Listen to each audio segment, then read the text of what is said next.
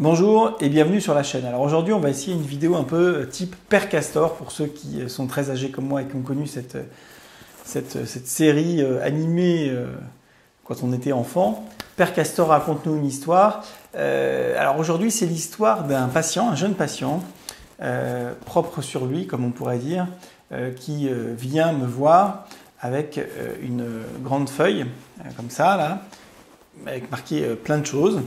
Je le vois manifestement anxieux, nerveux. Bon, il vient, il s'assoit, il me dit bonjour docteur, voilà, j'ai un problème, je pense que je suis malade.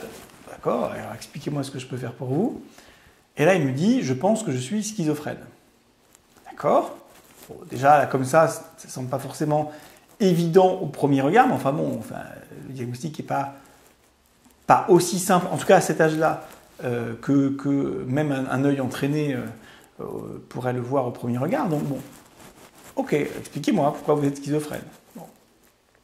Alors là, il me fait une liste où il m'explique qu'il délire, qu'il est parano, qu'il entend des voix, qu'il est complètement désorganisé dans sa tête, complètement bordélique, qu'il sort plus de chez lui, que ça a été hyper difficile de venir ici, qu'il a dû annuler 2 fois le rendez-vous. Voilà. Bon. Je dis bon, d'accord. Alors, puis, il me fait une liste. Hein, puis, voilà, il parle, il fait une liste, puis voilà, il ne décroche pas de sa liste. Hein. Bon. Une fois la liste terminée, je vous ai donné l'essentiel des symptômes qu'il m'a rapportés. Bon, j'en viens assez vite à la conclusion qu'il n'est pas du tout schizophrène. Et le problème que je vais avoir pour ce patient, ça va être qu'il accepte qu'il n'est pas du tout schizophrène, parce qu'en fait, c'est devenu son obsession. Et en fait, c'est devenu son obsession parce qu'il a un trouble obsessionnel. C'est un patient qui a un trouble anxieux généralisé, avec une modalité particulièrement handicapante de son trouble anxieux généralisé, qui est sur un mode de trouble obsessionnel. C'est quelqu'un qui est très perfectionniste, qui rédige des listes pour tout, et notamment pour ses symptômes, qui s'est renseigné à droite à gauche partout sur la schizophrénie, et qui en est arrivé à la conclusion qu'il était schizophrène. Et donc, ce qui va être compliqué dans cette situation, c'est de lui expliquer que les symptômes qu'il a vus, qu'il a décrits et qui font partie de la schizophrénie, le délire, les hallucinations, la désorganisation de la pensée, le repli, qui sont effectivement des signes donc, de schizophrénie, eh bien en fait, ce ne sont pas du tout chez lui des signes de schizophrénie. Et alors, pourquoi Père Castor raconte une histoire? Parce que là, on va essayer de déconstruire un petit peu tout ça. On va essayer de comprendre que chacun des symptômes qu'il rapporte, il ne ment pas en disant qu'il les a, mais il les attribue mal et il les comprend mal. Donc, quand il dit « je délire et je suis parano », en fait, ce qu'il dit, c'est « je suis ». Enfin, ce qu'on découvre en l'interrogeant sur chacun des symptômes, un à un, pour déconstruire son truc, c'est qu'en fait, il n'est pas du tout délirant, c'est-à-dire qu'il ne pense pas avec une conviction totale que la CIA va venir le chercher et le torturer. Non, non. Il pense que les gens le trouvent nul, d'accord ?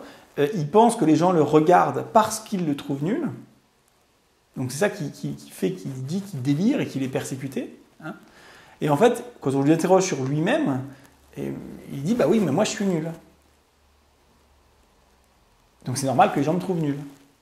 Donc c'est pas du tout un délire ça. Un schizophrène vous dira jamais ça. Quelqu'un qui souffre d'une schizophrénie vous dira jamais je suis trop nul, les gens me regardent et me trouvent nul, et ils ont bien raison de me trouver nul. Ça, c'est un discours de déprimé, d'anxieux. Hein, le schizophrène vous dira je vois bien qu'il me regarde parce qu'il y a un complot contre moi, et on me veut du mal, et on va chercher à me faire du mal, et ils font partie du complot. Et puis ça va être très, très brouillon, très, très bizarre. Donc non, il n'a pas de délire. Non, il n'a pas de persécution. Ok. Ensuite, il dit, ben oui, mais je suis complètement désorganisé dans ma tête. Alors là, il a parfaitement raison, par contre. Hein. Il y a une désorganisation chez ce patient, qui est une désorganisation anxieuse, dont l'origine est l'anxiété, et non pas la désorganisation au sens de la schizophrénie, où vous avez une désorganisation affective, émotionnelle. Hein, vous riez quand vous ne devriez pas rire. Vous pleurez quand vous ne devriez pas pleurer.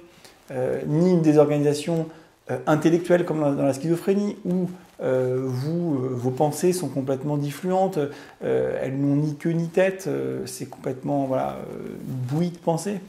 Ni une désorganisation comportementale, avec des bizarreries comportementales. Non, lui, il n'avait rien de tout ça. Il n'avait ni bizarrerie émotionnelle, enfin ni désorganisation émotionnelle, ni désorganisation intellectuelle, ni désorganisation comportementale. Il était par contre très désorganisé, au sens général du terme, parce qu'en fait, comme il était très anxieux, il commençait des choses, il arrêtait, il recommençait, etc. Sauf sur les sujets qui sont très obsessionnels chez lui, où là, il fait par contre des listes. Mais par contre, il met par contre beaucoup de temps à faire ces listes. Ça lui prend un temps de cerveau disponible considérable. Donc, très gros trouble anxieux. Très gros trouble anxieux amenant à beaucoup de désorganisation. Et ensuite, le dernier symptôme, c'est le repli. Le repli autistique dans la schizophrénie. Et il dit, ah bah oui, mais j'ai vu que les schizophrènes se repliaient.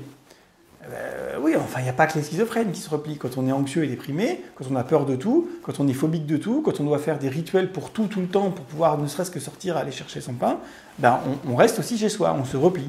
On ne va pas voir ses copains, on n'a plus envie. Et donc non, ça, c'est pas de la schizophrénie. Voilà. Et donc, finalement, quand Père Castor résume cette histoire, à première vue, et en ayant mal compris les symptômes psychiatriques, il remplit tous les critères de schizophrénie. Il est délirant, soi-disant, persécuté, soi-disant, désorganisé, soi-disant, repli autistique, soi-disant. Et en fait, quand on regarde en détail, et honnêtement, ça n'a pas été très compliqué, on comprend qu'en fait, tous ces symptômes qu'il pense avoir, qui sont de l'ordre de la schizophrénie, en fait, sont des symptômes pas du tout de l'ordre de la schizophrénie, mais de l'ordre de l'anxiété, qui sont mal interprétés. Et donc, ce patient, maintenant, il va beaucoup mieux. Il a un traitement nécessaire pour ce type de trouble anxieux, à savoir, en gros, les antidépresseurs. Et ça fonctionne très bien. Et maintenant, il est capable de dire, non, mais je sais bien que j'étais pas schizophrène, j'ai bien compris, je vais beaucoup mieux, tout le monde me trouve mieux, ma famille me trouve mieux, mes proches me trouvent mieux, j'ai repris une vie normale, etc., etc. Mais cette plainte de la bonjour docteur, je suis schizophrène, j'en ai eu plusieurs des patients comme ça. J'en ai eu plusieurs.